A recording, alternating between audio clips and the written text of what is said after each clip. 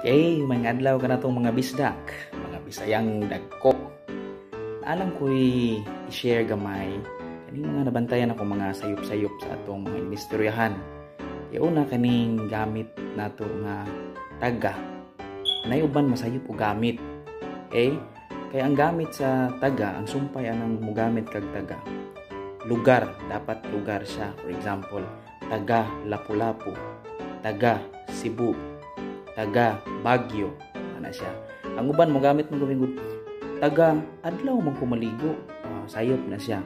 Instead imong gamiton ang taga, ang imong gamiton na kada.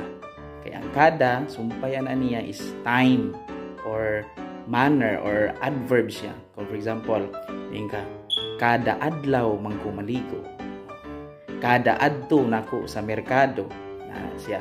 So dili na to gamiton ang taga kung ang imong gamiton sa time.